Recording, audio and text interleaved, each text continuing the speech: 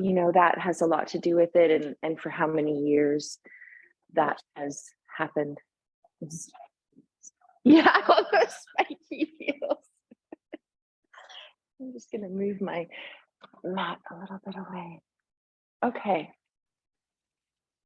So I've got a bolster, a support behind me. And depending on in the folding chairs, you might not need that, but it is quite nice because you don't want to be seated right in the back of your chair. You want to be a little bit forward. And so I've got the bolster there because it just creates a little support. And then you're a little bit away, and does it work in those chairs? Yeah. It's nice because, yeah, yeah, it feels really nice because I do find it supports the lower back. Yay, Janet, you got your balls all undone. That one's going to take a bit because you're going to have to form it back out again, but you'll just have to play with it and it will gently come back out, but it will take a bit. Yeah, yeah. We'll play with them again today because now we've got a couple pairs floating around, don't we? We have 3, I think. We have a yellow one. Yeah, we have those ones, and then we have a black one that we took from, they're here somewhere. I'll find them later. Okay, so just noticing as you take a few breaths, whenever you feel ready, just bringing your feet onto the dowel. So yesterday, we played with lying down and foot rolling. So I'm trying to bring in a few things that you don't normally do in the series. And so many people have asked me, I know how I could modify the arm series, but how do I do the rest? And so we're going to play with that today. Just get in touch with your breathing. Remember what we went through yesterday in the awareness of the polyvagal. So you might feel to get connected to a certain part of your polyvagal that your nervous system, you might want to touch the dorsal, which is down in the belly, the thoracic body, our sympathetic to bring in energy, and then the upper chest to come into our ventrovagal.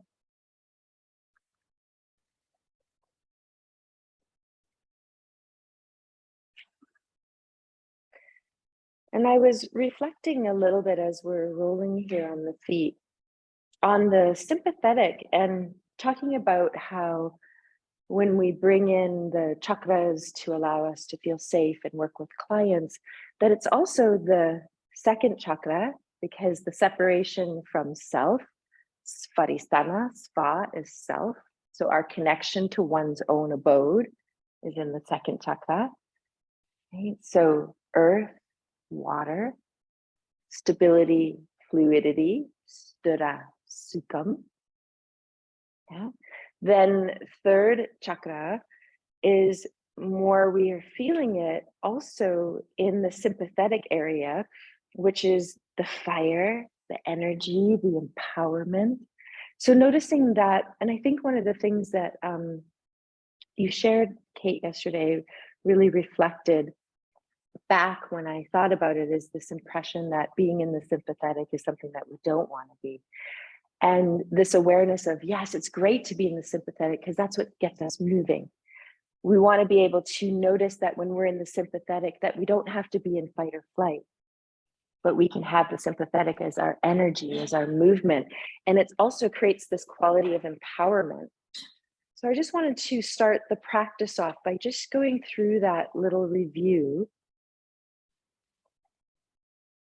and just rolling. So remember, when you're seated, just like when you're standing or when we're on the floor, you can do the sides of the feet. You can be flat. You can do one foot at a time. So we're just doing both right now. But some of you might just come to one. And you can also go to the internal.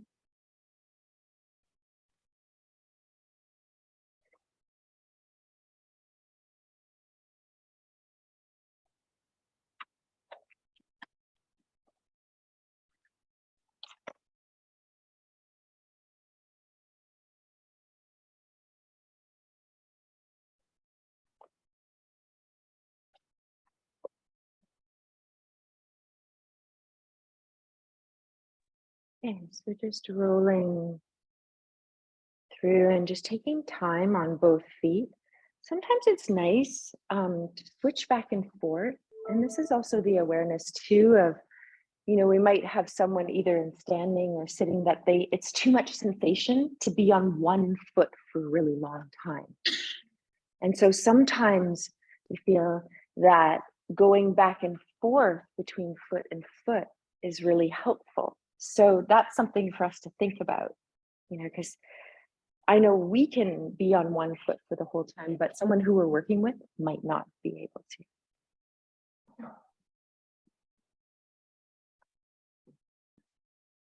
Yay. So Tina, we just started the foot rolling.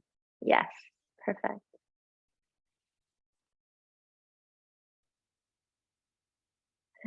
Good morning.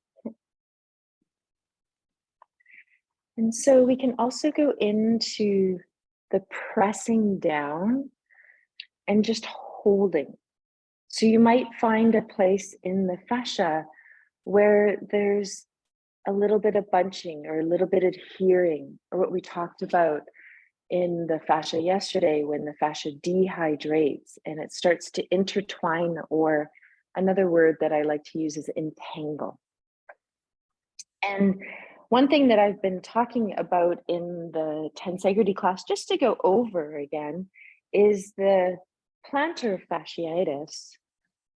So when we have that, a lot of the time people will feel it right at the bottom of the slope of the heel, just going into the inner arch.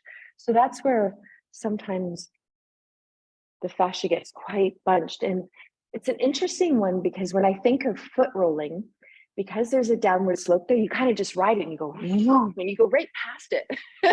So you got to intentionally come back and rest there, because it's not a place that you would normally stop to hang out in.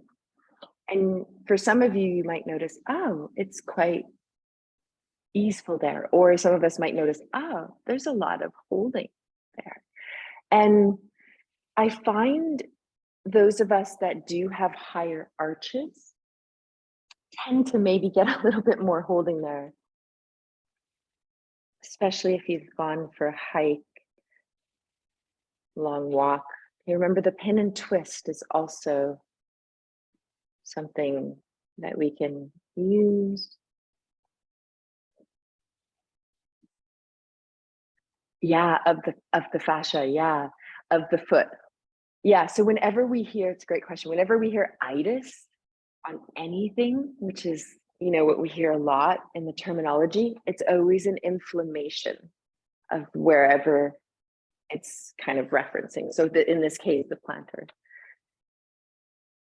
And the plantar fascia is a little bit thicker than a lot of the other fascia on the body, besides the iliotibial band, the lumbar fascia. Right? We've got a little bit more of a thicker fascia right around the sternum and in the rib cage.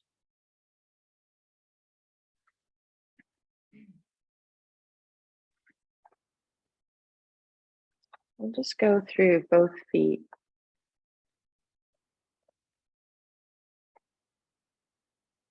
And then we'll go into our top of the foot release. So just noticing how both feet are feeling.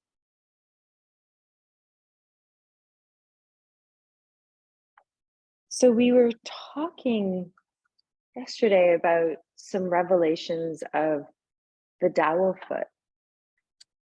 And so standing on the dowel, you can see how the foot, when you have the knuckles of the big toe mound and the pinky toe mound, which are here, and the toes wrapping over. And I was just reflecting back on some of the cues that Joya used to give, because she was quite visual as well, is noticing that each little toe is a little water spout, and it's kind of cascading the water over and out the toes.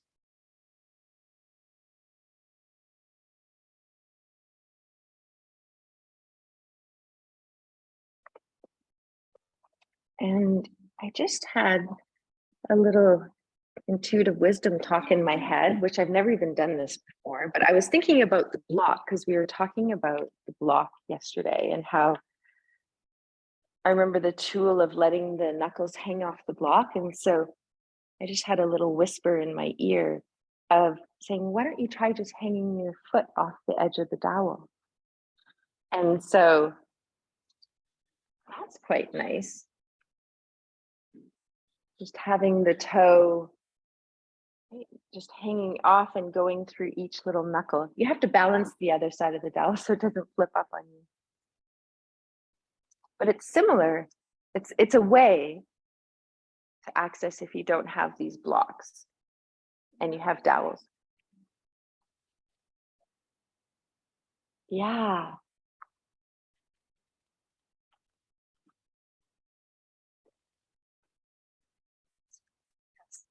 Yeah.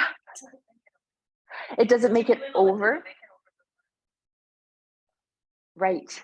So that's helpful. And you can hang each toe off. And you have a little smaller dowel because I know the diameter of these ones are 1 5/16, but you have the tinier dowel, which I think, yes, would be, I know, I love that, which I think would allow you to feel the dowel feet. And what if you inched a little bit forward towards me? There you go. There. And let your 4th and 5th toe also find that reaching. Good, that's better.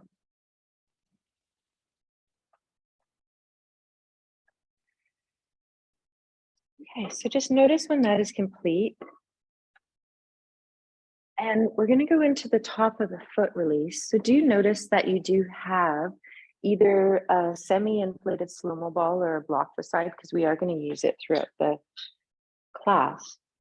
And you're just going to turn to the side and then just go into top of the foot release. So choose if you need a blanket or not. We were talking about this yesterday in the ankle, and Tina brought it up, of when we're here, we can see that the front of the ankle is all open, but the back of the ankle, if we don't do anything, is collapsing in on itself. So that's the little creases that were talked about yesterday. So you do need to reach the heel back to open up. Yeah, there you go. And so you can feel that difference because remember, the heel connects to the back line. So if your heel is in, then you're shortening the back line. But if you reach it back, there's a little tug on the back line and you slowly can feel it all the way up. So let's just bring our arms up, inner elbow gathering. I'm just going to use my block here because I have it.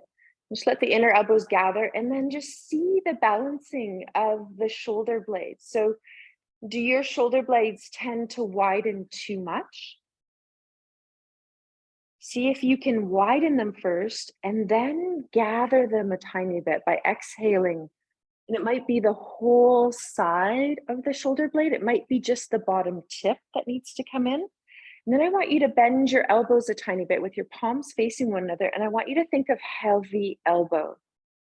So the little review of the elbow, the weight of the elbow when we're seated, standing, connects to what the shoulder blade is doing. So if we're lifting the elbow up a lot, the shoulder blade, can you feel that? How the shoulder blade lifts up? When you weight the elbow, the shoulder blade weights.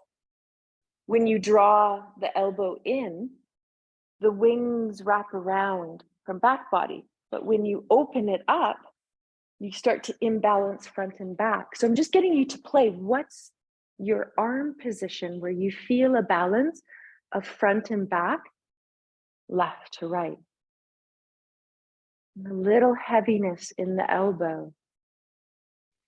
And then let's go back to wiggling the fingers, and then we'll come out when you're ready.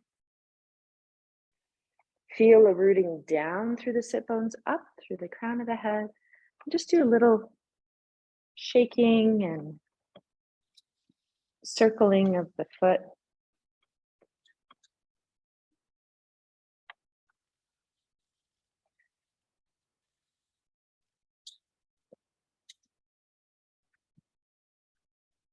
And if you don't want to bring the arms up at all, you can just hold the back of your chair. Really feel that the pelvis is in neutral. We're going to look at this a little bit more once we come into seated. You might feel just one arm.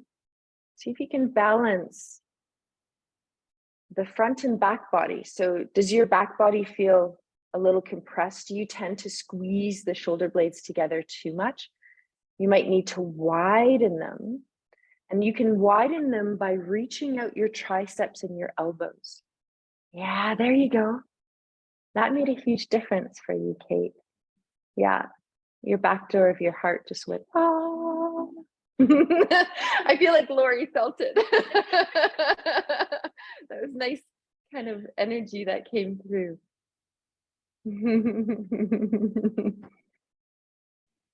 And you're going to root down through the pelvis, and then you want to lift up out of your pelvis with keeping the ribs knitted. So maybe an SH breath if you need, feeling the whole front line.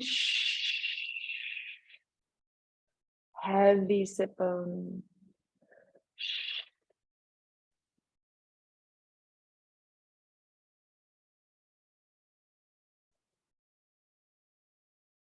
When you feel ready to come out, come out. Just take your time. Do a little circling, shaking. Michelle, I was just trying to see there. You have both sits bones on the chair seat, right? So that not one hip hanging off for any particular reason, just both grounded. Yeah, so my chair has a little rounded edge on it because it's wooden. So my sit bone, my leg that I had the top of the foot on, it was on the chair. Yeah, because if it's it feels better. It would be better to do that than I think I was half on, half off. Yeah, that's a really good thought, because then you're not rooting on one side and you're trying to find stability without having the pelvis solid. Which I guess could do some other things for you, but if you were, but for most people not, probably. Most people not, yeah. Maybe creating a little bit of an imbalance from the root to rise. Thank you. Yeah, good question. So when we're seated here, one thing that I find a lot is, and I'm always surprised by this, is that awareness of what does a neutral pelvis mean? And a lot of the time it's very difficult for people to understand what is neutral for them. And so one thing that's really simple is you want to be away from the back of the chair to find this. But as you tip the pelvis forward, you can feel an anterior tilt. And then you feel the front of the body open. And then as you tip back, you round down and you feel the posterior tilt and the collapsing of the chest. So when you're not in neutral, this is quite kind of fun to explore. One side of the back body or the front body is going to be overextended, and one side's going to be in a little bit of a shortening. So one's going to be long and one's going to be short. But when you're in neutral, you feel even from front to back with the natural curve. So I just want you to flow back and forth. And one of the little cues is you can think of, this is sit small, this is sit tall. And we want to feel that we're knitted here in the ribs. So the spiraling connection.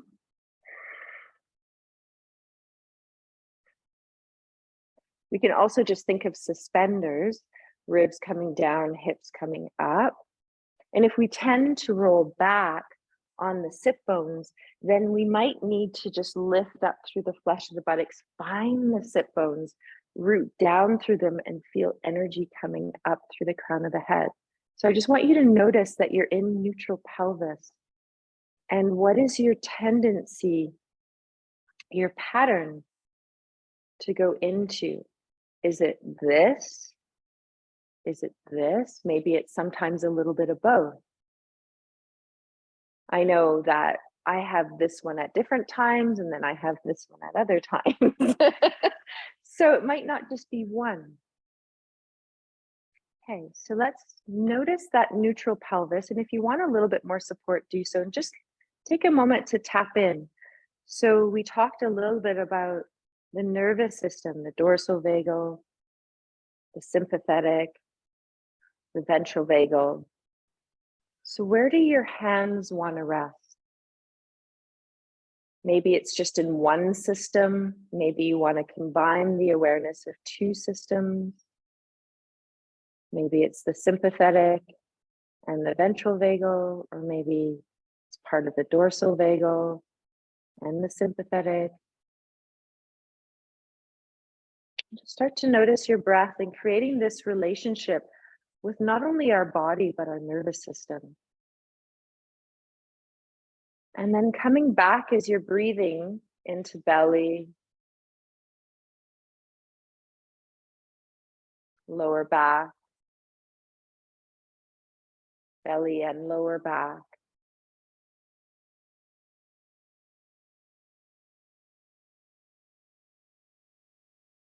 Feeling that quality of receiving the inhalation in sukham, and then that gathering in sthira, front and back body, gathering into center line.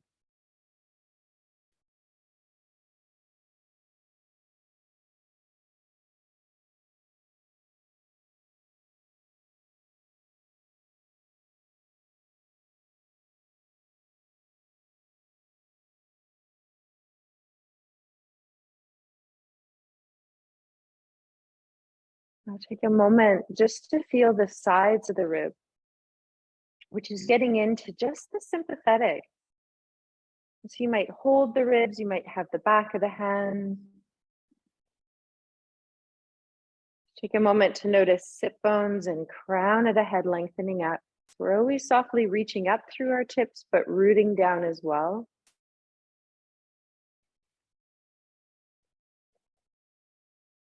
And just notice what side of your rib cage maybe tends to expand a little bit less than the other side.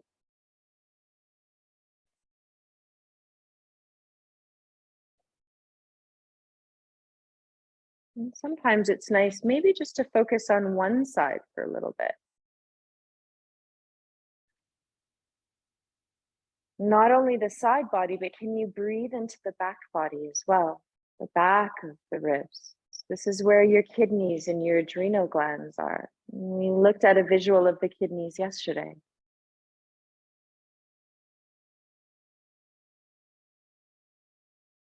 All of the fascia and the adipose tissue was removed from the kidneys. Because remember, in our bodies, in our living body, the kidneys are wrapped in this pleura of fascia, but also they have a very fluffy layer of adipose tissue around them. So a little fleecy layer. So Joya used to always talk about our kidneys as our little children in our body. And every time we stick our back ribs into them, we waken them, we disturb them. And the adrenals are just resting on top in their own pleura of fascia.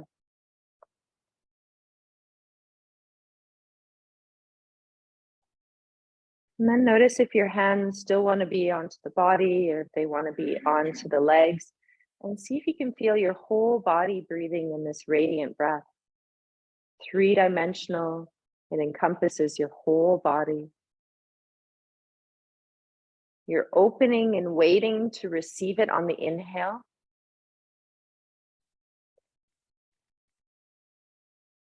And as you exhale, there's a gathering in, but also a dropping down, a very soft letting go.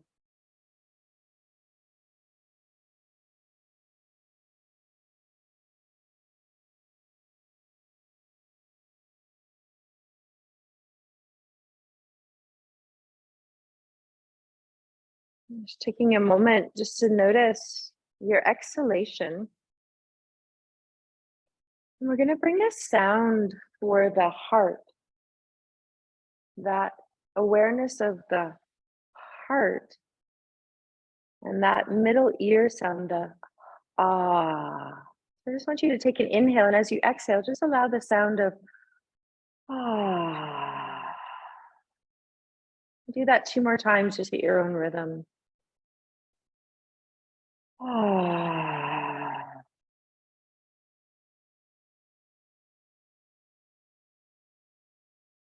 Ah.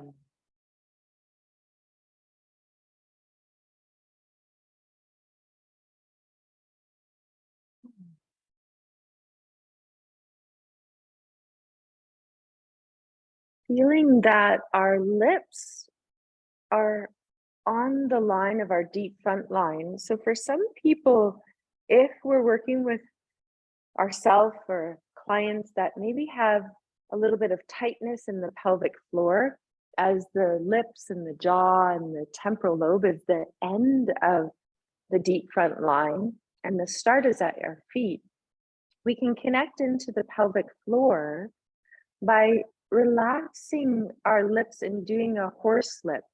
So we'll notice how much tension we hold in the lips and the jaw.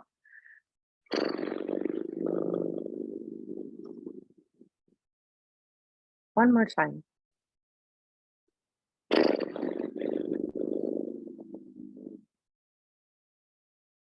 Okay, so I'm just going over all of the sounds of the series that you can use. So we did the S, the SH, we did the Brahmari breath, the humming. Today we did the ha sound for the heart and the horse lips for the mouth.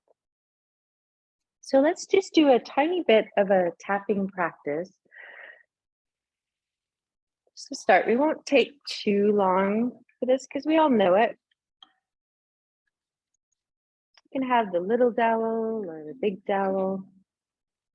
And one of the things that's quite nice is you can have a block. So if at any time you need to lift the body up to you, you can turn the block on different heights.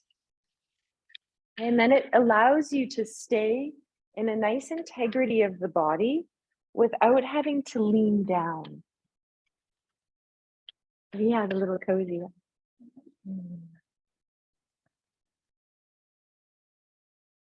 It's just like a little variation. Sometimes when we're going down, we'd be more like this. This is quite nice. Okay, and you've got your little block. You can switch it in between.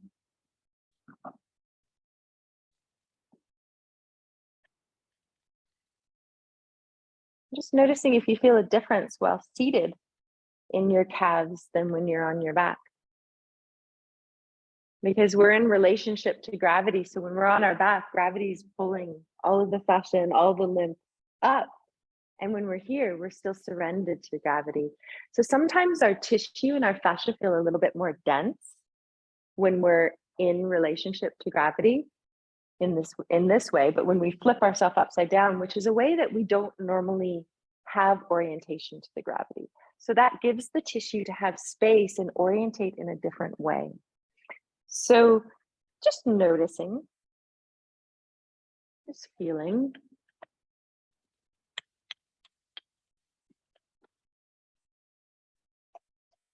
Switch from hand to hand. And so we might not have some clients that have it available to them to draw the leg up and go into a figure 4, but we will just notice that that is an option.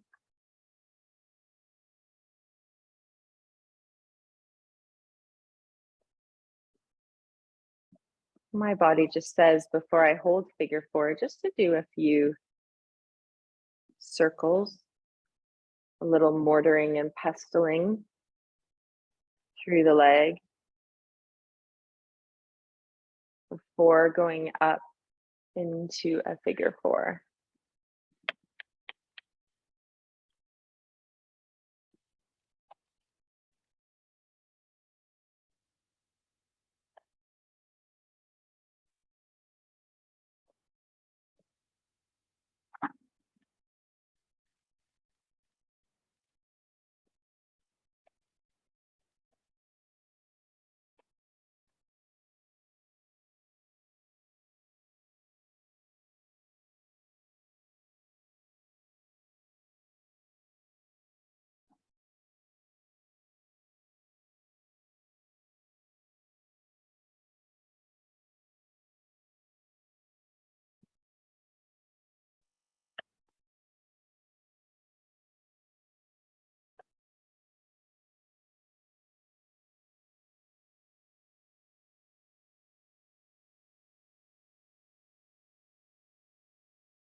The other thing that's coming in is just tapping the feet on the floor and letting the body move.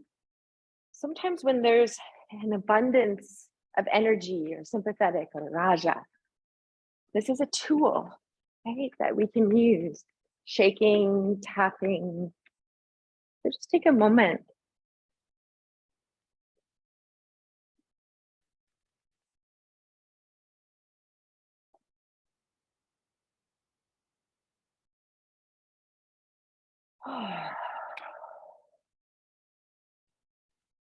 And then just going into the belly, maybe upper body, ribs, chest, some Brahmari breath if you choose.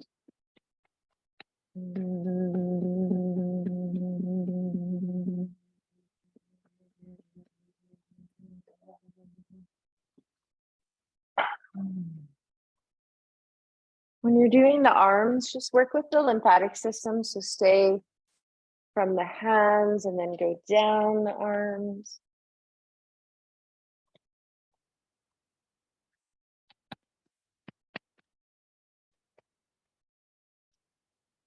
When we tap the chest, it's quite nice because the thymus gland resides here.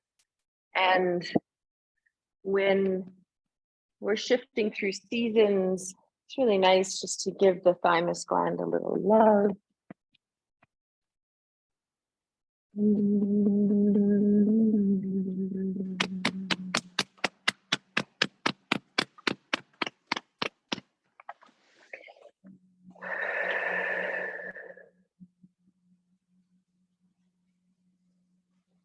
And then let's just do a little roll down.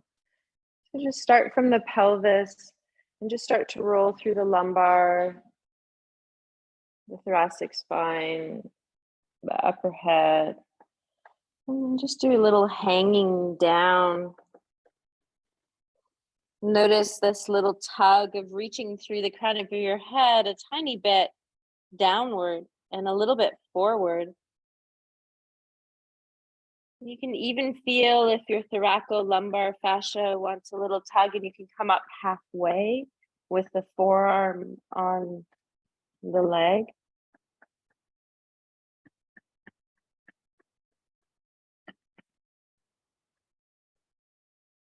Rooting down through the feet to come up. Whenever that's ready, you stay there for as long as you want.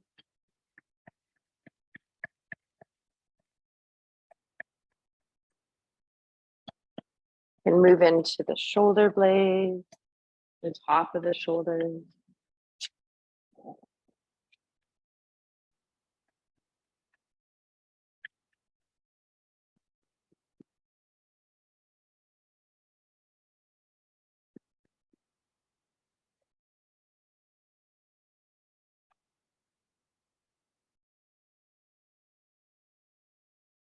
Just has that awareness of, if some of you look at Gil Headley, he's also a great resource for fascia if you've ever looked at some of his stuff. He was in the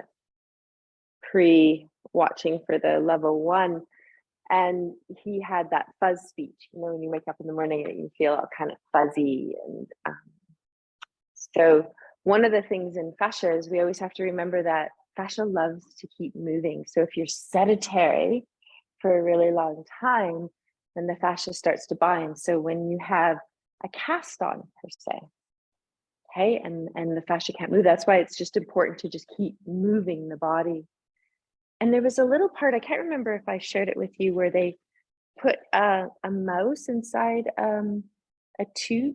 Was that in one of them where they did an immobilization? It might not have been. I watched so many different things. It might not have been that one, but they they did something where they did a test where they immobilized a mouse and put him in a tube for a certain amount of hours each day. And he says, you know, we didn't hurt the mouse. He goes, you guys do this all the time to yourself. He goes, you lie on the couch and you do this. So when you thought about it in that way, it was like, oh yeah, when we watch a movie or we get on the couch, we do go into a mobilization, and we do that to ourselves. And then he was just stating out how the fascia kind of adheres. And if we do that over and over and over again, sometimes we can become more pain sensitive. So it can heighten on how much pain we feel because our fascia is so tight that all the pain receptors start to become more alive. Okay, so the less movement we have, the more that we're going to be reactive, because it's because the fascia has dehydrated. Right? So remember, all of the sensations in the body are encased in the fascia. So when we don't move it and we don't dehydrate it, let's do our palming, then we sometimes might feel more sensations happening. Okay, so just ask yourself, does the rubbing, maybe an intention wants to come in? You might feel the nervous system wants to just receive that energy, that warmth, and your eyes can be opened or closed behind the palming. And then just take a moment to feel your sensations. What's present for you? So this awareness that we saw yesterday, this interoceptive awareness, we might notice feeling hot or cool, and the receptors in the fascia responding to the vibration, our movement, our stretches.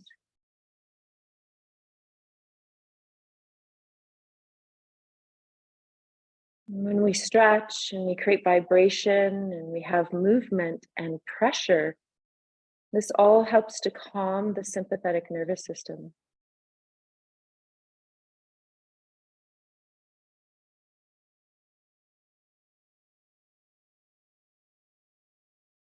Just noticing if we feel our sympathetic nervous system going into overdrive or into our fight or flight. Let the hands release when you're ready.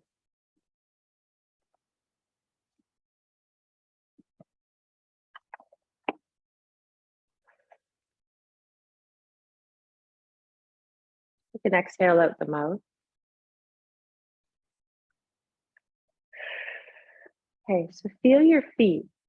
So just stating one thing, if we're working with someone and they can't comfortably sit on the chair with their feet flat on the floor, then we're going to bring the floor up to them. Right, so we're going to put blocks underneath. Most of you know that, but I just thought I'd repeat it. Okay, so you're going to put something in between the inner thighs. My preference is always the slow-mo ball. Okay, so we're going to do canoe. So because we're seated, canoe is a grounding exercise and it helps us get into our deep front line and our arm lines. So we're just going to use Hakini Mudra. And all we're going to do to modify is when the arms and the legs come together, we're just going to feel the heels lift.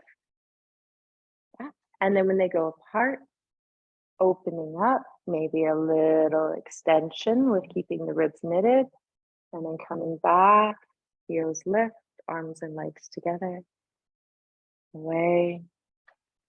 So just noticing your cohesiveness of your tensile integrity in your body. So only moving to a range of motion where you feel you have a balance of space and integrity.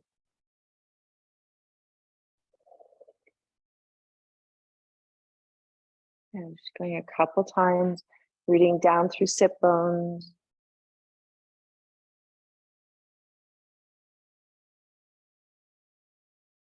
Interesting, kind of spontaneously as my arms are going up, I feel like my toes want to lift off the ground too. Are you guys happening that too? And that's kind of fun. So let's let that happen.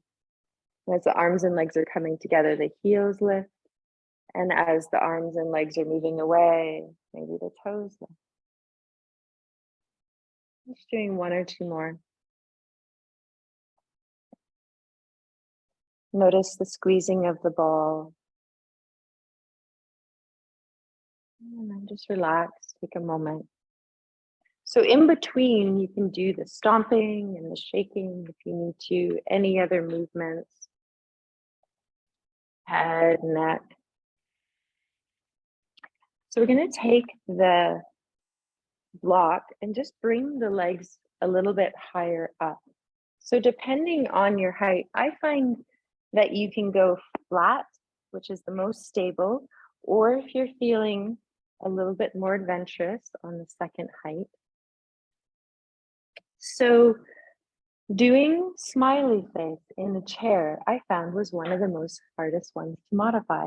So this one took me a while because it's very difficult to lift the legs up when you're in a chair without creating too much strain. So I was like, okay, that can't happen because we're nourishing the fascia.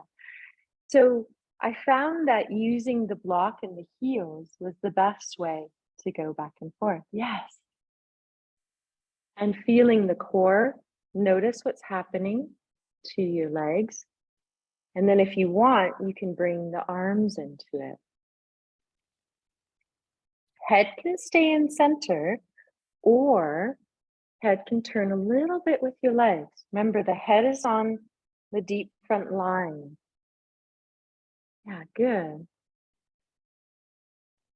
Now, notice what your shoulder blades are doing. Do you need to widen them? Do you need to gather them? Reaching out through all the fingers. Even when the heel comes up, can you find, do you need to reach through inner heel a little bit? Outer heel? Yes, good. Okay, so I see a couple things happening in the room that I just want to address as we're here. So some of you, as you're bringing the arms over, you're twisting the torso. Imagine that you're still lying on the floor. So this might show me actually what you guys are doing on the floor, because when we're even on the floor or seated, the torso is not twisting. It's not lifting from the floor either. So your shoulder blades should stay parallel and rooted. So this is showing me a little bit that some of you are lifting one shoulder blade. So just keep going. I'm just going to watch. Yeah, that looks good. Nice. Good.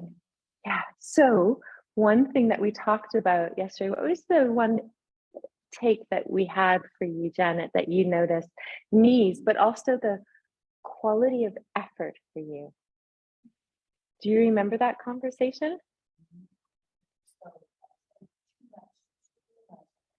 Yes, too much effort. So instead of bringing the arms way over here, can you imagine that you're holding a ball and the ball never leaves your arms? So we don't collapse the ball, but the ball stays in our arms. Yes, the whole time. Okay, yeah. So you imagine that you've got it, but then wiggle the fingers from time to time to not so get so tight. Yes, even the thumb. There we go. Yeah.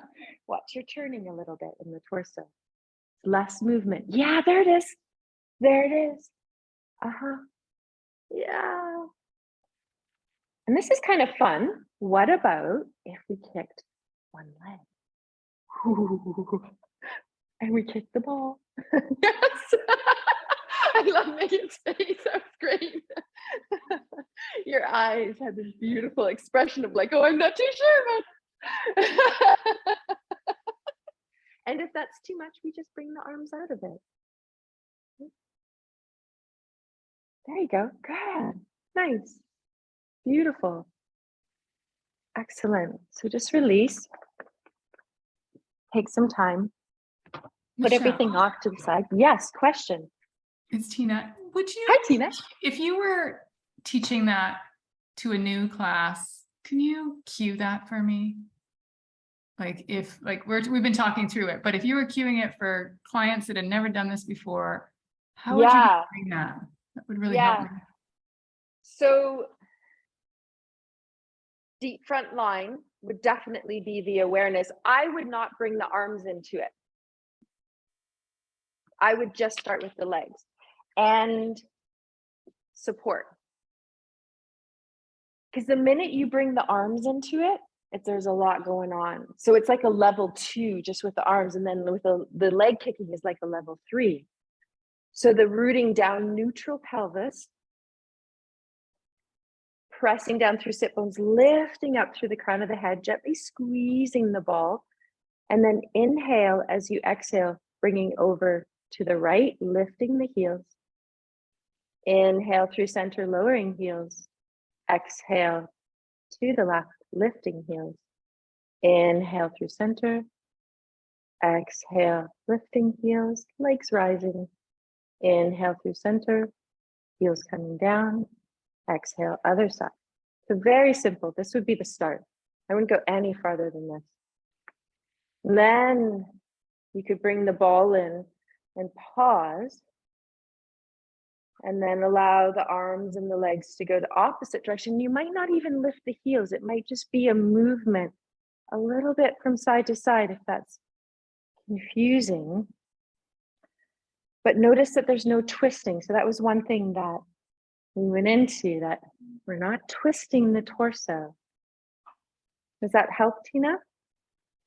Coming into that? Yep, perfect. Yes. That would be another cue. So there was another cue that just came in of sit bones evenly weighted. So that's an interesting one for you, because if you notice which sit bone tends to lift, it's the same when you're lying down. Okay, so your patterns are there, whether you're seated, whether you're standing, whether you're supine. But the one cool thing about when you change planes of motion, so now we're in seated, it actually gives you really good insight of what you're doing on the floor. Yeah. You're like, oh, yeah. And so it's reflective. And so the next one, which is the beaming heel, and this one is, I brought it in and played with it in a very kind of simple way at the start, was just leaning back a tiny bit, holding the chair, rooting through one foot, also noticing if your foot is not feeling comfortable on the floor, use the block. I would use it at the lowest height though, rooting that into the floor, and then extending this leg, and it's an internal rotation. So I just have my toes softly touching the floor, and it's a reaching forward, and then I find heels and toes, and then coming back. And just do 3 times on each side. And you might even feel at the end that the foot and the leg comes up.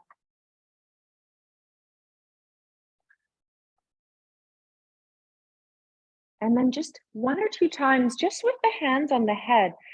And I really love playing with the hands on the head when I'm seated, because it really has a relationship of stabilizing the upper torso.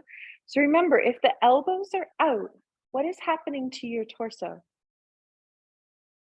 The ribs are splaying. So you need to gather the inner elbows, because that widens the shoulder blades. So once you gather them, find the relationship of head and hands, widen the shoulder blades to start. And you can reach out through your elbows and your triceps, and then a little gathering of the shoulder blades, and then see if you can go through. So this is just a beginner.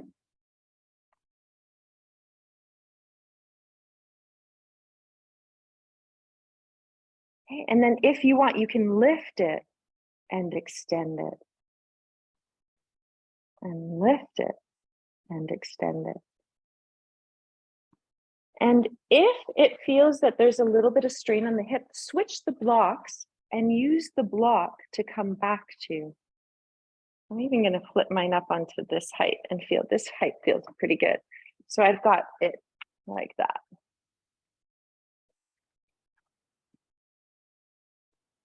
And feel toes and heels, toes and heels. So the first part is a really nice kind of psoas release. And then when you go farther, you can bring it into the core awareness. Remember, the belly sometimes wants to pop out. So you got to pull that in. It's not a loaf of bread. Pull it in. Okay, so just try other side. So first part, you can just try a nice little psoas release. Uncoiling the legs. Internally rotating the thigh, reaching through the toes. I usually leave the arms out of this one. Sometimes it's nice. I have a wall behind me, so I'll just demonstrate it, but with a wall, you could lean back into a wall. Which is quite beautiful. Even feels a little bit relaxing. Okay, and then try supporting the foot. Remember, if you're using your interlace again, did you switch your interlace? Yeah, because we always start with our most comfortable, pressing hand into heads, gather the inner elbows, widen the shoulder blades, then the little gathering of the shoulder blade, rooting the foot that's on the floor. So for us, that might be the right foot. Some of us might be using the block. I'm using the block to bring the foot back to. Exhale into extension. It's a lot of work, isn't it? Yeah. You're so tired already. We've only done 3 postures. Okay, let's let it go. Yes. Yes.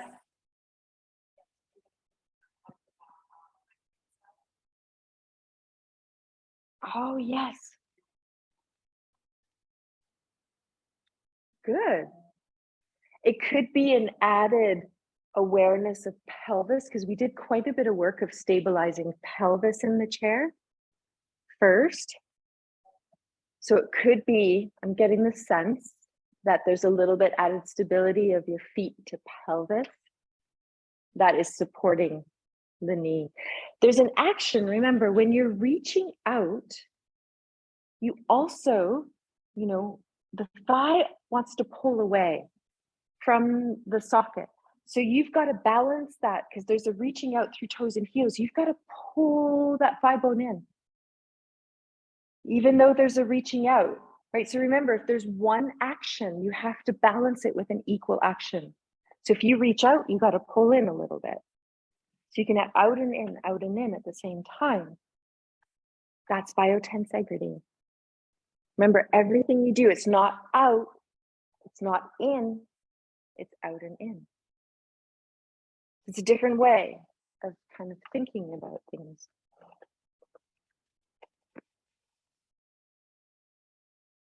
Okay, let's do swinging gait. We're going to use a strap. Let's give ourselves a little bit of support here. So depending, I like using my foot to be supported on the block.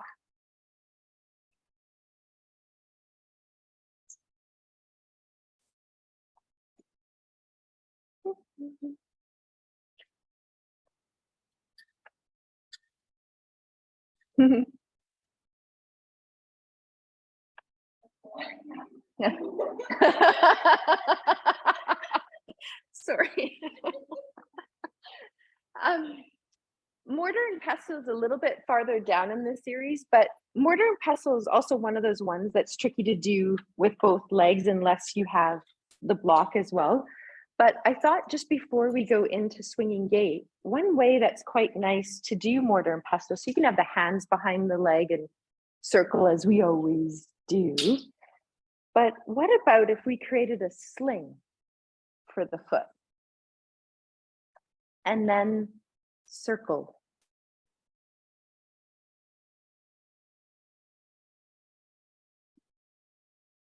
That's quite nice. Keep lifting in and up, go both directions. Yeah. So can your leg be passive? So this is another interesting thing. Sometimes we want to, I can move it with my leg, which is I think what is happening, Janet, right? Your leg is moving it. What about if the leg is heavy and the hands and the arms created the movement? See how your leg wants to get involved? Yeah. Let the leg just go for the ride. Yeah, use the weight and let the hands lift up the strap and the leg is just hanging out. The leg is not doing anything. So there's a difference, right? Leg, here's leg working for me. Here's strap. So not saying one is worse than the other, but I think playing with both sides so that you feel that not always one pattern is flowing all of the time.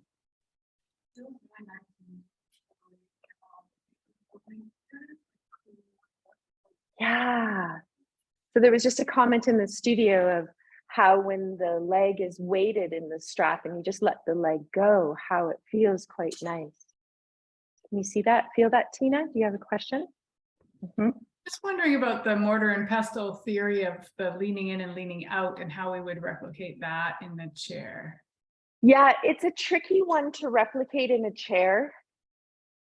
The one thing with the strap is you're using the strap to weight the foot and then you're tugging on the strap. So that's the way that I'm replicating the hands normally, the leaning out in, is I'm doing it in a different way with the strap and the foot.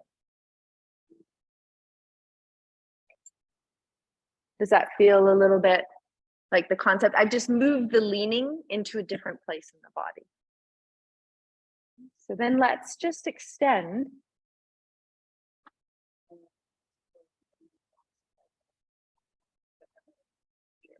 Perfect. Okay, so there was a comment that sometimes more stability can happen if one hand is on the leg. This is great. Swinging gait. This is swinging gait. So whenever you're ready to go into it, using the strap. Okay, so find that concept of the hand and the strap and the foot leaning into each other and then the leg moving. And so you might not do too many of these because it's work. So the foot is gently pressing into the strap, the hands are tugging on the strap a little bit. So there's a balance here. Okay, and we'll just take a moment. That one leg really got a workout, didn't it? Yeah, they're getting a workout too. You're gonna wake up tomorrow and you're gonna go, ah, yeah, we were just in the chair.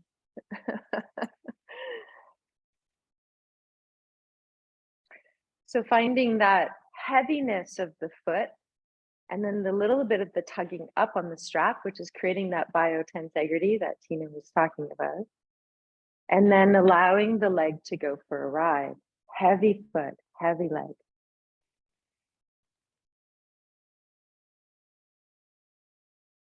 Yeah, so you can use two hands, you can use one. I like the two hands for me. I find I can keep my elbows heavy, which keeps my shoulder blades down.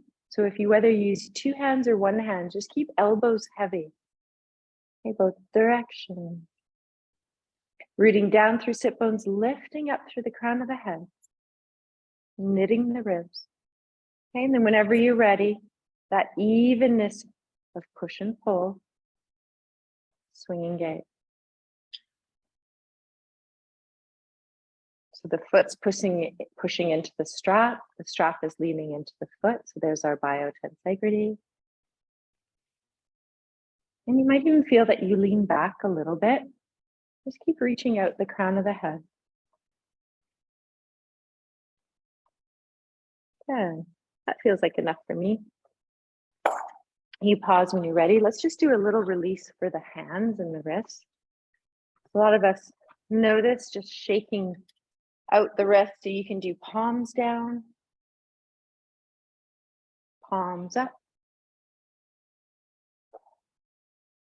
You can flick the goo. You can open and close. You can do wrist circles. I'm just giving you all the options. You take time.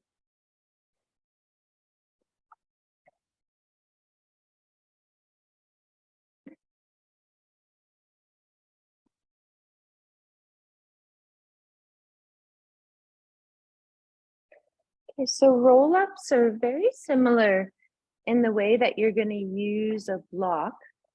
And then we'll go into the side lying ones, and then we'll check in how we're doing and see how it is. So ball in between the thighs. So breaking it down. So when I teach roll-ups in a class, I always break it down the same way. So legs are always first. So you root down through sit bones, pull up through center line, root down through the toes. Inhale, squeeze the ball, allow the heels to lift, bringing the legs closer towards you. Releasing away. And now try it with an exhale, bringing the legs up and seeing, I'm just letting you explore, is it better for you inhaling, lifting the legs, or exhaling, lifting the legs? Heels lift as the legs come up, gently squeeze the ball. Heels lower, maybe you're inhaling. Good, now pause, interlace fingers. Now just doing torso. So you're gonna root feet into the block. Let's flip the block just down on its side so we have more of a platform. Root the feet, gather the inner elbows, lean back into the ribs, lengthen up, and then you're gonna roll down with keeping energy, reaching out the crown of the head, roll down just through the upper spine.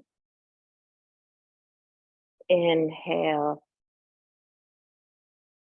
Good. Exhale, gently curling down. Keep the equal leaning of hands into head.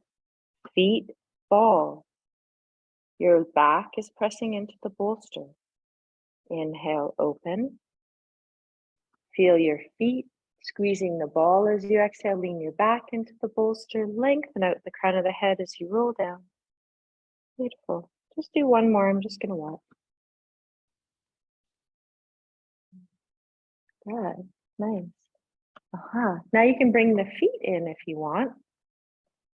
Lifting heels, squeezing the ball.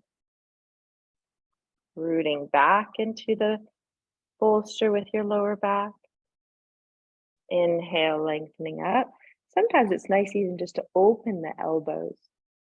You might just keep them gathered. Good, that looks really nice. So your heels lift as you roll into legs and elbows coming towards one another. Inhale, heels lower down, torso rises up. Exhale, feet root, gather the ball, heels lift. Rolling down and lengthening through the crown of the head. And then just letting go. You don't have to try this, but the roll up, which is roll up 3, we do it with the legs. The extension. I just do one leg at a time. So it's the same thing. You root down through the feet, root back, squeeze the ball, curl, then the shin and the foot extend. There's a reaching out, but there also has to be a pulling back. So you don't have to do it, you can just watch. You can do one on each side, alternating feet, heels lift, gather the ball, lean back, slowly roll down and up.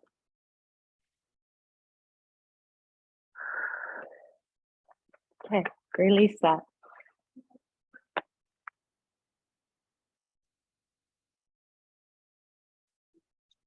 Without the feet lifting? Yeah, so I always lift the feet the whole time. Yeah, better with the feet, right? Yeah, because when you're just hanging out,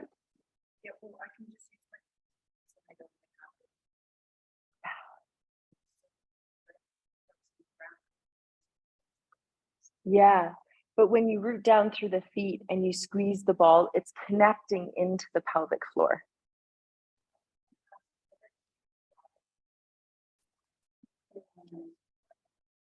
Yeah, you can do that. Yeah, the belly button. Yeah, belly button can come back towards the spine. You're saying you don't feel core at all, though?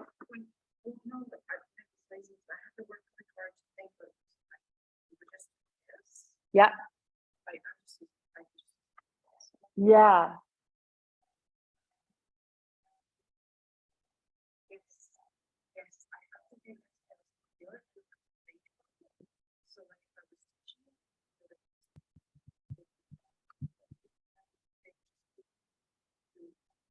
Okay, yeah.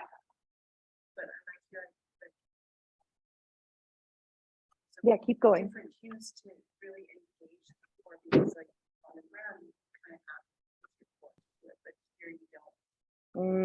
So core starts at your feet. So that's why when you say core, you're meaning, okay, abdomen. Okay, okay, good. Okay, core, yeah. Okay, so we had to talk about how you can lift and lower the heels without getting into lower belly or upper belly. And so there was a talk about when the feet root down, the heels left, we squeeze the ball, we can draw the lower belly back and up. Yeah. I would think, how about the S breath? Yes. I think let's just try that for a second. For me, that right away engages my lower belly. Okay, there we go.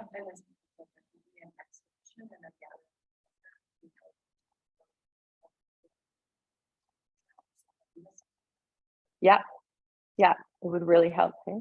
No, I love it. I love having you guys here exploring it because it's like, oh, let's do this and let's do that. And so it's perfect. Okay, so side lying. We haven't even done these on the floor yet. And I was thinking about what we had workshopped on the floor yesterday and what we hadn't done on the floor that I want to go over ones also on the floor later on today so that we're clear and we're playing with them and you guys are aware because we're in person. So this is, you know, great for some of you that are here and then just workshopping them for also online. So with the side lying one, I turn to the side a tiny bit. And so I have my left leg facing you and I'm focusing on the right leg at the moment. So always remembering if you need to have one foot on the block, okay, that might be an option. If I was to put a foot on the block, I would put my left one, that's creating stability. And then there's a little leaning back that has to happen of the right hip into the bolster. So if you have it, that's helpful. And then lifting up, and then it's an inner thigh lifting up and through. It's almost like you're going to kick a ball with the inside of your foot. And you're using inner thigh. This is seesaw. Both sit bones should still be maintaining contact on the floor. Like you're kicking. Yeah, there it is. Now notice, can you smooth out the movement? Because some of us I see are kind of jerking like this. And that's what happens on the floor as well. So notice that you're pulling in, lifting up, hold the chair if you need to, but see if you can smooth it out. So no jerking, smooth it out. And don't worry about how high you go. So if this is little kick, perfect. I'd rather you do little kick. Yes. So we're opposite of one another. Yes, yes, yes. Uh-huh. Left foot on the block. Yeah, there it is. Right leg, kicking a ball. Yeah, there it is. Feel a little bit different. It's coming on an angle. The leg that's closest to the back of the chair is the one that's lifting. Yes. Good. Uh-huh. So let's do the same leg. Actually, let's do the opposite leg just because we're here. So I want you to support the right foot on the block. Still the same way. So right hip, right side of the body is closest to the chair. Left leg, you're going to shake it, tap it, lean back, and you can use the hand or not, but lifting it up, you can also use the strap. So we were playing with the strap. I'm going to play just without to show you another option, but you can also play with. So we played with the strap quite a few times. In this one, you've really got to pull the thigh bone back, lifting up. The toes are almost like they're going to draw a little rainbow up and down. And you're on an angle, so you want to keep the thigh bone and the hip on the same angle. Yes, there it is. You feel it starting in the outer hip. This is where you should feel it, right here. Our femurs are all on a little bit of an angle, so you're not going out, okay? You're in a little internal rotation, and you're staying on an angle. So it's a little, almost like it feels like you're in an angle in a tiny bit. And you're not lifting from the knee, you're lifting from the whole leg. Yeah. Let's not do too many. We're gonna have to do a whole bunch of fascia release later. So you're turning to the side. We're gonna do seesaw first. So your right foot is on the block. Left leg is closest to the back of the chair in your bolster if you're using it. It's the left leg lifting as if you're gonna kick a ball on the inside of the foot. So it's coming up and in. Keep lifting up through the body and hold the chair. It's quite nice because you have both sit bones here. So one thing when you're on the floor, you're noticing that you're not rocking and rolling. Here, it's a lot easier to find stability because you can feel both sit bones. Okay, just one more. Good, you're gonna switch the block. Now under left foot. Take a moment, exhale. And then you're lifting the leg up and down. So it's quite fascinating. For me, this side pops a little bit for me. So I wanted to show another little technique, and you can do this on the floor. So for me, I feel like I need a little bit of help because I feel like my fascia is pulling down here. And so what I do is I call it, it's a pin of the fascia.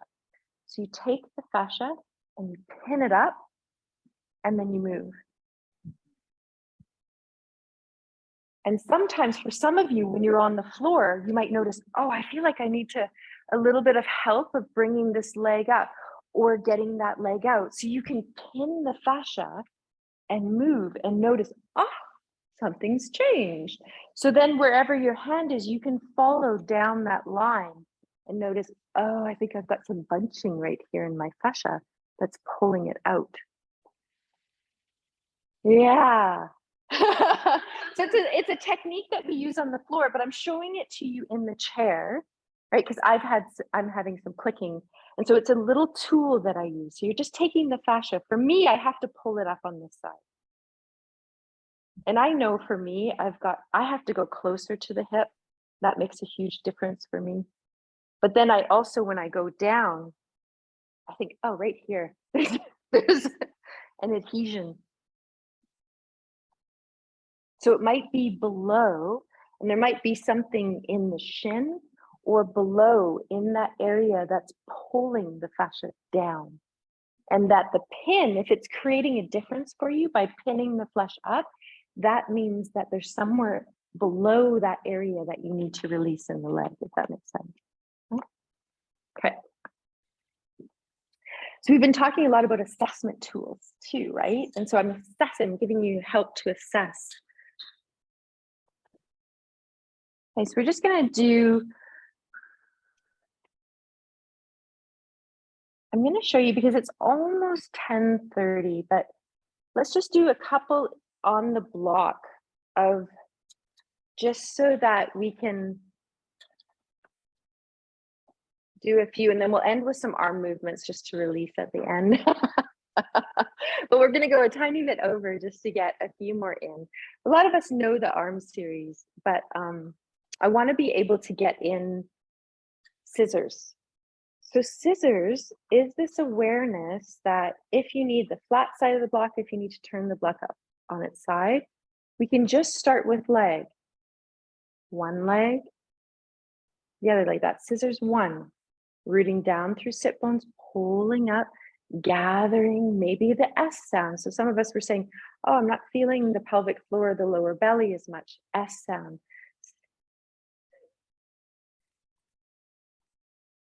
Okay, then try and bring your arms, palms face the legs. You're going to do scissors one, right arm, right leg. Left arm, left leg. Right arm, right leg. Left arm, left leg. Some of you can turn to your arms. This is a little bit more advanced. So when the left arm comes up to the head, you can turn. When the right arm comes up, you can turn. Well, I've moved to opposite, but then you can go to opposite arm, opposite leg. So I've already gone there. This is scissors 3, and it's a lot easier. Isn't this funny to do in a chair than it is on the floor? Because when I ask a lot of you to do opposite arm, opposite leg, I see all of you stop in your brain and you're like, what did she just say?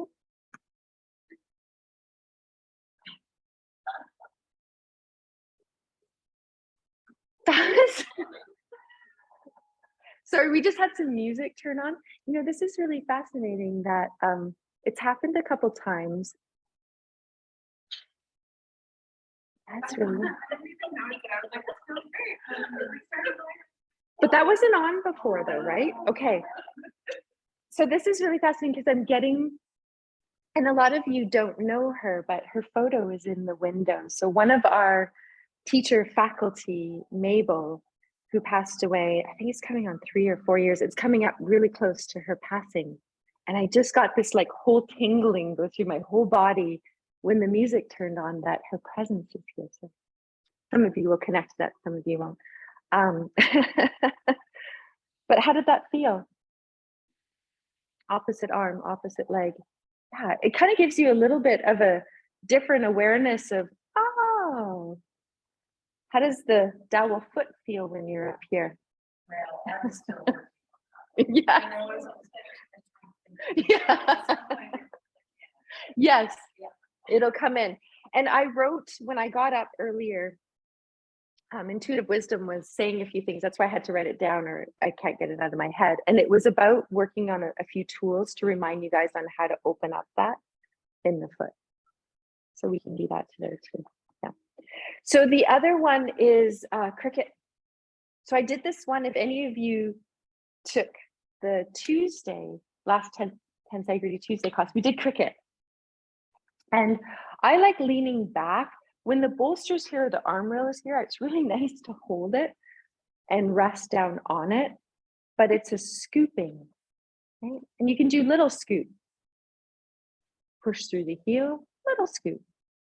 And I'm just gonna pin this leg, and you can do multiple times on one side.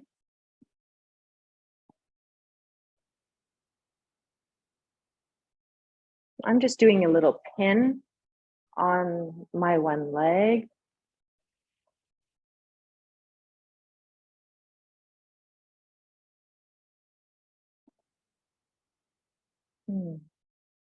Little scoop.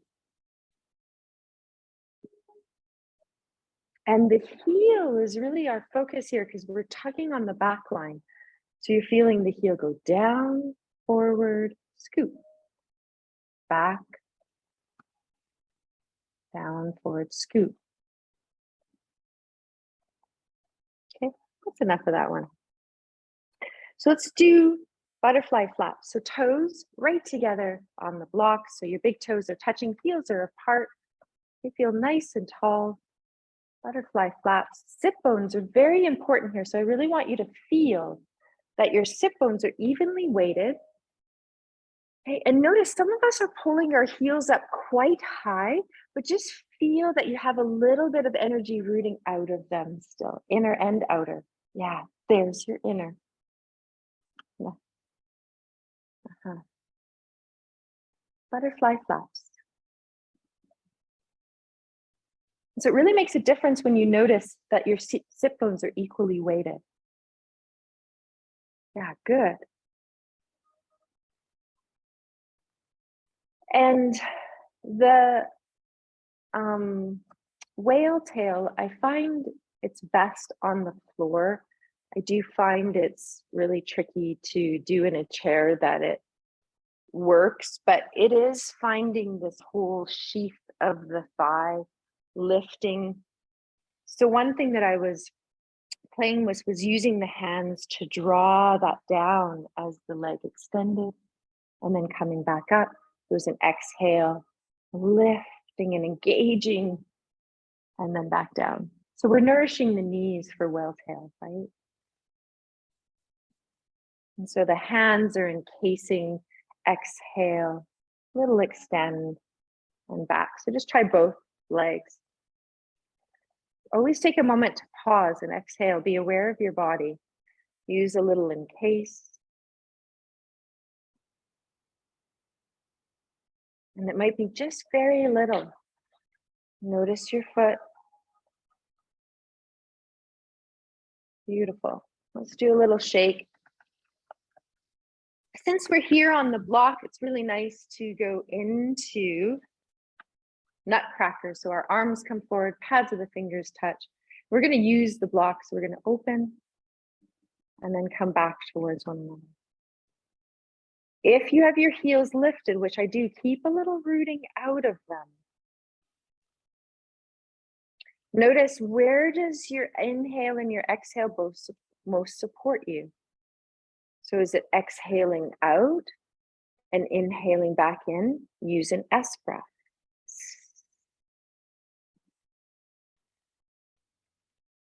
Good. Now you're going to do nutcracker 2 when you're ready. So you're just going to open legs, bring legs back together, open arms. Bring arms back together, open legs. Each time switching. Yeah, good, Tina. And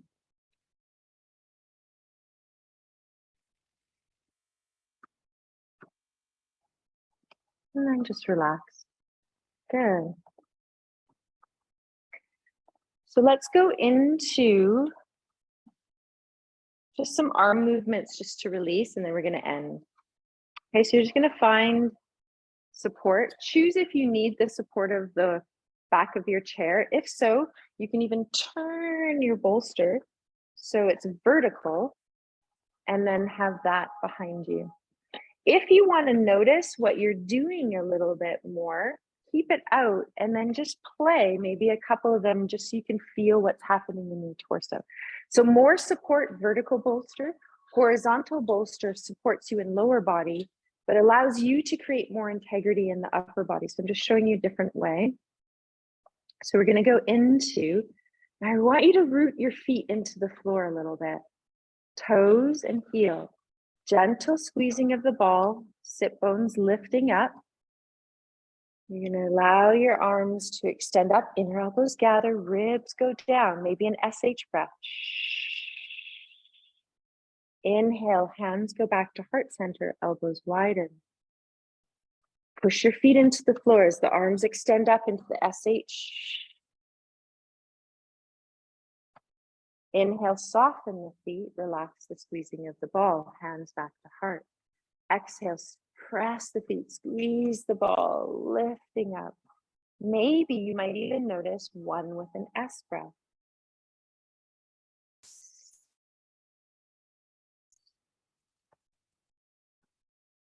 Or one or two more.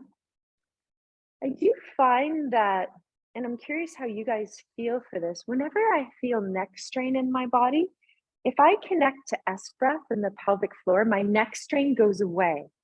You're nodding to me too, right?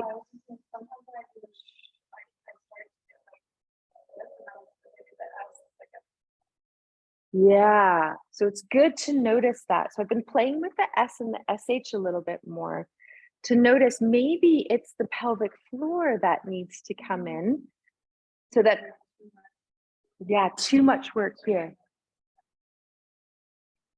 Yeah, it's quite nice, right? So let's go into chopping wood.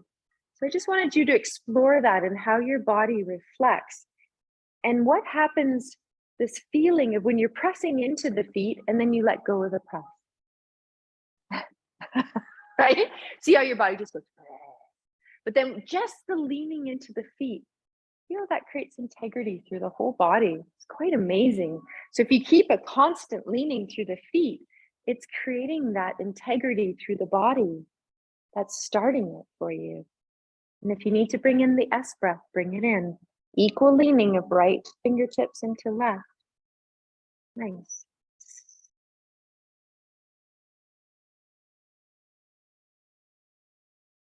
Inner heel, outer heel. Shake it out.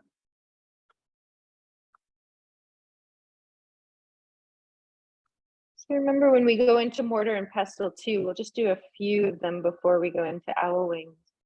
This is mortar and pestle 2. Okay, so we do this in side lying. So we did this in Tuesday class for some of you that were there. Go both directions. Let the hand be really soft and open. Fingers are very relaxed. You can wiggle them. Some people like to hold the chair. So I've got right arm swinging, circling, left hand holding chair. And so you're not lifting the shoulder up in any way. You're hanging off your sternum. And let's go other side, shake it out. I just want to show, and I've shown this one a couple times, maybe in some other modules, but you can do what we call a pin and twist on this one. Not a pin and twist, a pin. So you can pin the fascia and you can feed it towards the shoulder. So that means I'm pressing the hand towards the shoulder, or you can take the fascia closest to the shoulder and pin it inward towards the sternum. So I don't know which one's going to work for you, but play with both.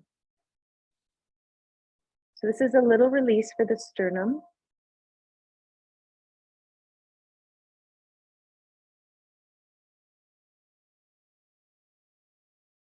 One will feel better, and what one feels on one side is not going to be congruent to what feels good on the other side. So now you got to go back to the other side because we didn't do the pin and twist on the pin on the other side.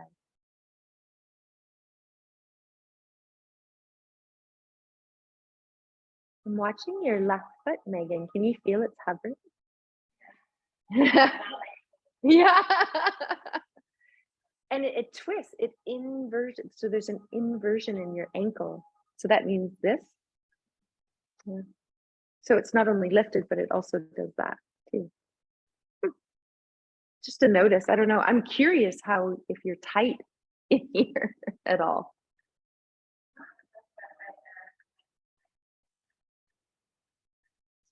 Does she that she curls?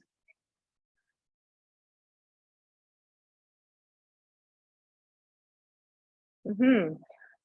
Which is okay as long as it's not furling and staying. But the open and close, I think, is great. Yeah. But it's also noticing when you want it to root, it tends to want to lift. And it's left side more than right. I don't know, just talking it out. I'm not too sure where it's going right now, but I just thought I'd talk it out with you. Yeah. Play with it, right? Because it's an interesting one of how you're rooted more on your right side, but your left side tends to be a little bit light in the ground force reaction of rooting into the floor to feel the lift. So it's just, yeah. Yeah. Yeah. It's an interesting one, right? Okay, so how did that feel?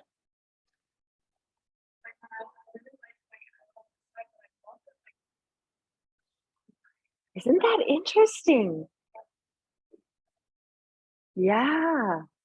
It's fascinating because we're all connected, right? So how you can feel, oh, there's a tightness in the pec minor, the pec major, and you notice that it releases or something is going, oh, in the back of the shoulder blade. It's kind of fun. Let's just finish with owl wings. Okay, so palms go down, index and thumb. Opening and closing. Keep the feet rooting, the gathering of the ball, the S breath or the SH if you want. You can keep your head in center. You can turn the head and back. You can watch the hands. You can close your eyes. Notice if you need to gather the shoulder blades a little bit. Or do you need to widen them? Okay, and we're going to pause, wiggle the fingers. Turn the palms up. This is for back body. Find your mudra. Thumb to middle finger, thumb to ring, thumb to pinky. Maybe thumb to ring and pinky. Heavy elbows. So just notice when you weight your elbows a little bit, does that help before you go into it? Feet have a soft rooting. Breath is fluid. Sometimes if I feel that I'm getting a lot of tension in my hands, I just let the arms release and just wiggle them. That's what felt like needed to happen for me today is no mudra, just an open palm. I love that visual of imagining that you're moving through water. Heavy elbow. Just like you got little weights off the elbow. Just do the last one just because we haven't done it. So palms face up, back of hands face your legs, full moon, arms come up, palms face one another, then go up overhead. You don't need to touch. Palms face, pinky.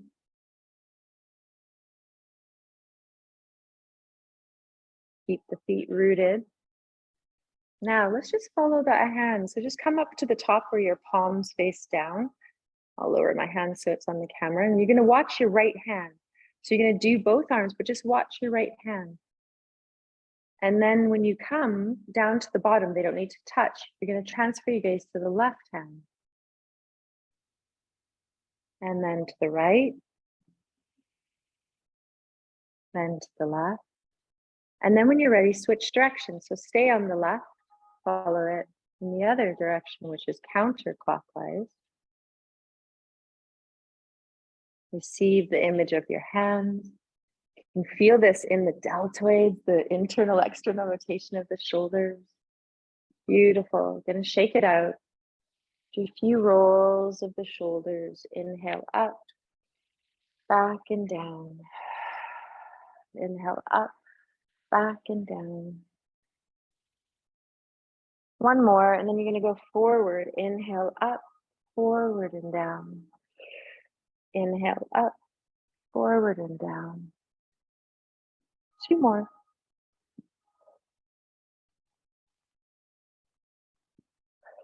And then just do a squeeze, squeeze the shoulder blades up, bringing your shoulders to your ears. Hold it there.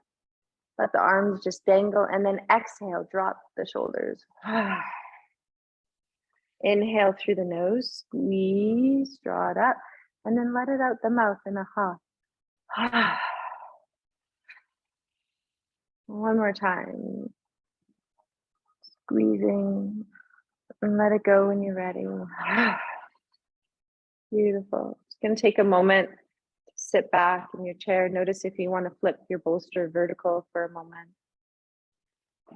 Maybe just pausing here. Feeling into your body.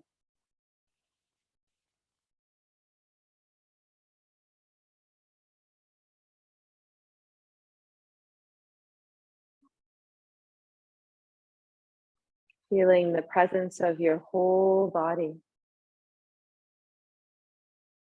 Noticing how we worked the deeper, finer muscles of the body through the tensegrity repair series, and also nourish the fascia through the somatic movements.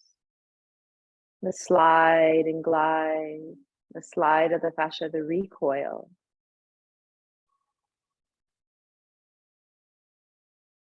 And all the receptors in the fascia is alive from all the movements that we've been doing, which is just soften the sympathetic nervous system, where we can feel energy present, but still in our ventral vagal.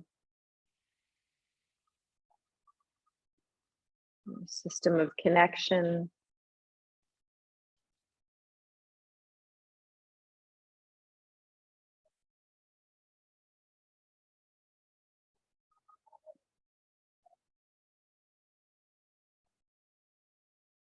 Let's take a moment to let your arms hang off to the side, and let's just roll down the spine. So you can choose to roll from the head through the torso, through the belly, through the lower back, and come down, or you can go from lower back through torso and just hang here for a moment.